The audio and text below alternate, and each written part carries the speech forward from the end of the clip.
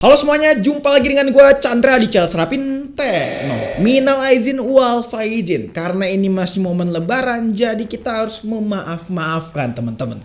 Ya guys, akhirnya nih yang kalian tunggu-tunggu akan rilis ke Indonesia, yaitu Poco F7 series. Kalau kalian ngikutin video kita, gue tuh sempat bikin video first impression gue soal smartphone ini di Singapura kemarin. Pada saat smartphone ini launching global teman-teman. Dan memang smartphone ini membawa updatean yang begitu masif serta fitur yang diberikannya juga masif banget, terutama buat gamingnya nih. Walaupun ini bukan smartphone gaming, tapi dia punya performance yang lebih unggul daripada HP-HP lain di kelas harga yang sama. Maka nggak heran kalau misalnya smartphone ini ditunggu-tunggu kehadirannya di Indonesia teman-teman. Yap, ini adalah Poco F7 Pro. Mungkin bakalan banyak yang bertanya-tanya, kemana nasib Poco F7 yang varian base model teman-teman? Karena event Poco launching global kemarin, mereka tuh nggak membawa varian tersebut, melainkan langsung lengkap ke varian Pro dan juga Ultra. Nah, kita sendiri memang belum tahu betul mengapa Poco langsung lengkap ke varian Pro dan juga Ultra. Asumsi gua mungkin varian yang base model teman-teman akan ada kejutan lagi khusus dari Poco Indonesia.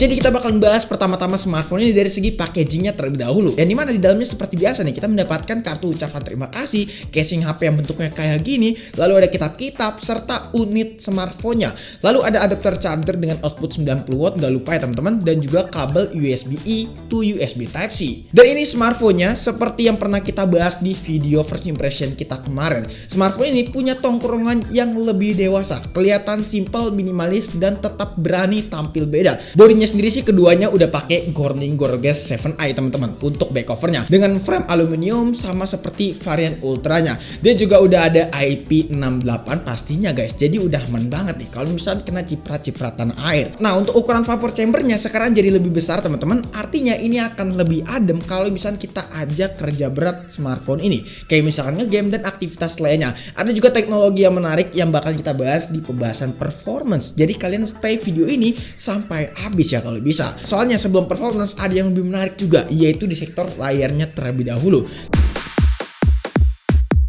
Sekarang secara resolusi udah meningkat, bukan menggunakan 1500K lagi, alias 1,5K, tapi resolusinya upgrade jadi 2K teman-teman. Selama kita pakai smartphone ini udah 2 mingguan teman-teman, smartphone ini memberikan kesan yang baik nih dari segi panel layarnya. Udah mantap juga sehingga punya kualitas yang cakep dari segi warna yang matang dan juga detail yang tajam, apalagi berkat resolusi 2K-nya ini memberikan experience yang lebih masif saat kita bermain game, terutama itu juga teman-teman. Terkait bezel mungkin jadi salah satu upgrade juga buat smartphone ini, karena kalau kalian lihat bezelnya itu sekarang makin tipis. Di sini buat Antutunya klaim smartphone ini bisa dapat di angka 2 juta lebih. Tapi pas waktu kita tes rata-rata itu dapat di angka 1,8 jutaan. Namun di sini pas waktu kita running keempat mendapatkan skor di angka 200 ribuan lebih. Ya menurut gue udah oke lah buat skor Antutu, nggak harus didebatkan. Nah buat Geekbench 6 single core dapat di angka 2060-an teman-teman, dan multicore dapat di angka 6 ribuan teman-teman. Buat 3D Mark Benchmark juga demikian nih, dapat di angka 15.000 atau enggak 14 ribuan skor. Stress testnya buat stability-nya dapat di angka 68,5%. Di sini mendapatkan skor alias stability-nya yang cukup rendah, dengan baterainya berkurang 11%, dengan temperatur yang nyentuh di angka 53 derajat Celcius. Di sini sih gue gak worry ya, karena temperaturnya cukup lumayan tinggi. FPS-nya sih memang tinggi nih, minimalnya dapat di angka 41 dengan maksimal di angka 101. Ini artinya tinggi banget nih teman-teman kalau kalian lihat dari segi performance, tapi suhunya memang gak terkontrol. Buat CPU throttling gue agak worry nih, dan bener aja keworryan gue alias kekhawatiran gue terbukti di smartphone ini, yang dimana temperaturnya pas waktu kita tes di 3 skenario 30 menit, 45 menit dan juga 60 menit, temperaturnya tuh paling tinggi di angka 51 derajat Celcius, dengan grafik yang kalau kalian lihat di 60 menit alias skenario yang ketiga di sini warna merah teman-teman, merah darah bahkan. Ini sih mengerikan ya teman-teman secara temperatur. Walaupun secara benchmarker score ya yang tadi kita udah lihat, smartphone itu tinggi banget, bisa dapat di angka yang di atas rata-rata daripada smartphone entry ataupun mid-range lain yang ada di pasaran.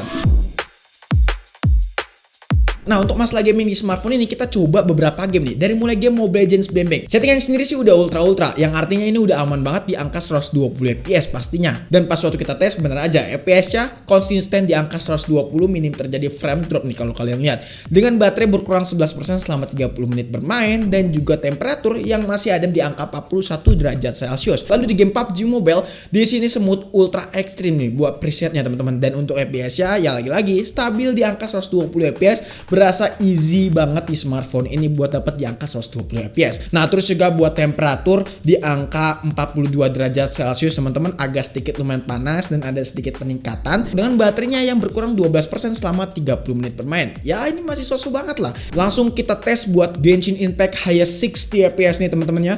Di sini buat FPS sendiri sih dapat di angka 60, stabil 60 teman-teman kalau kalian lihat. Di sini awal-awal memang stabil, tapi pas waktu 15 menit ke atas ya teman-teman, di sini mulai ada penurunan alias limitasi, yang dimana limitasinya itu sampai 45an fps teman-teman. Dan temperaturnya pun juga nggak main-main, bisa sampai 47 derajat Celcius. Nah, di sini ada yang menariknya teman-teman, karena Poco F7 Pro ini punya fitur yang namanya Enhanced Visual teman-teman. Nah, Enhanced Visual ini bawaan dari fitur Real Life Boost 4.0 di smartphone ini. Jadi kita bisa meningkatkan FPS yang tadinya di 60 ke angka 90 fps. Ini kita bisa coba di game Genshin Impact. Ya karena game PUBG dan Mobile Legends udah bisa sampai 120 fps, kita nggak usah pakai fitur ini. Jadi kita bisa pakai di game Genshin Impact aja. Dan hasilnya gimana? Yap, hasilnya mendapatkan FPS di angka 90.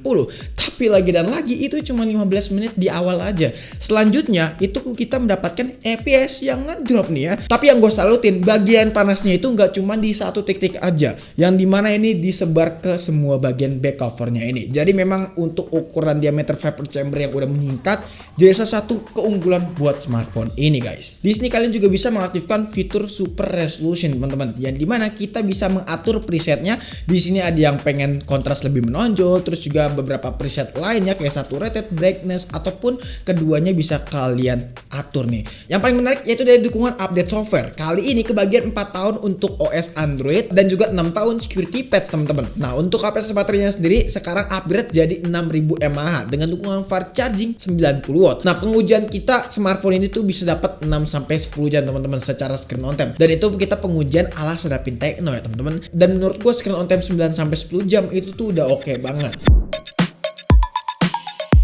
Walaupun HP ini unggul di sektor performance, tapi di sektor kamera HP ini gak bisa dilupain cuy. Secara setup udah mantep banget, yaitu 50 megapiksel kamera utamanya. Terus juga 8 megapiksel untuk ultrawide dan juga 20 megapiksel untuk kamera selfie. Secara detail Poco F7 Pro punya kualitas yang cukup menarik buat kita lirik. Soalnya image smartphone ini sebagai performance centric teman-teman, tapi tetap memberikan hasil foto yang terbaik. Warnanya yang gue suka karena tuningan khas Xiaomi banget, yang implementasinya dengan cukup baik di smartphone ini. SDR-nya juga demikian benar-benar gurih nih teman-teman. Kalau kalian lihat terutama untuk warna awannya yang benar-benar cerah di Singapura kemarin. Buat yang kalian bilang itu kan di langit Singapura bang, gimana kalau di langit Indonesia? Ya bedanya memang agak sedikit sih ya, langit Indonesia dan juga langit Singapura. Ya sama-sama biru gitu ya. Dan tapi yang jelas beberapa hasil foto yang kita ambil di langit Bekasi ini punya hasil yang oke juga nih dari segi SDR dan juga warna langitnya yang masih kelihatan biru dan gurih gitu. Untuk portraitnya nggak boleh ketinggalan nih, buat kelasan smartphone dengan performance centric ini sih croppingannya rapi ya teman-teman. Untuk malam harinya ini harus dibuktiin nih sama Poco, karena secara hasil kita bisa katakan smartphone ini cukup bagus. Tapi saat kita zoom detailnya itu berasa downgrade total teman-teman dari hasil kamera siangnya. Kelihatan smartphone ini berusaha untuk mempertahankan tekstur dan warnanya si gambar agar tetap memberikan yang terbaik.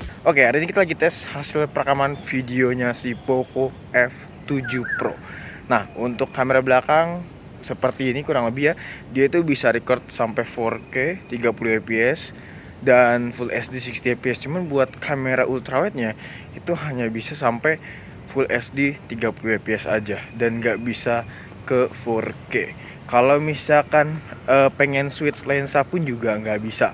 Tapi secara hasil yang gue temukan buat kualitas videonya itu udah bagus banget teman-teman, terutama dari segi processing warna dan juga detail yang diambil dari si Poco F7 Pro ini. Dan gue bisa bilang walaupun ini HP ngejual performance, tapi kameranya sih boleh banget diadu. Cuman untuk kamera depannya sendiri kalian bisa nilai sendiri aja nih, bisa dikatakan bagus atau enggak. Ya sebenarnya bagus, tapi ada sedikit catatan buat Poco nih. Ya it's okay lah. Yang terpenting kamera belakangnya bagus.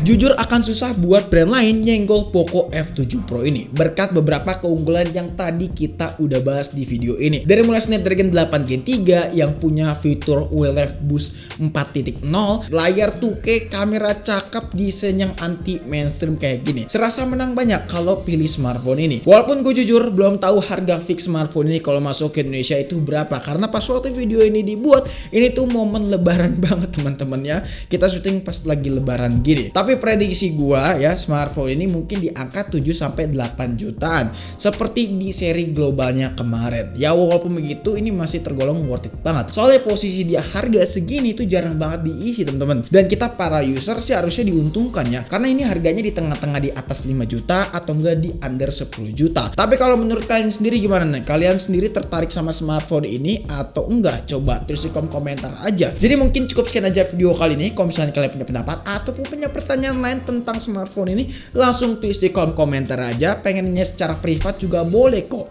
Tanya langsung DM di Instagram kita di @sadapintekno. Pengen join ke komunitas kita, boleh banget langsung klik link yang ada di deskripsi, itu komunitas Telegram teman-teman. Chandra pamit, sampai jumpa di video selanjutnya. Until next time, goodbye.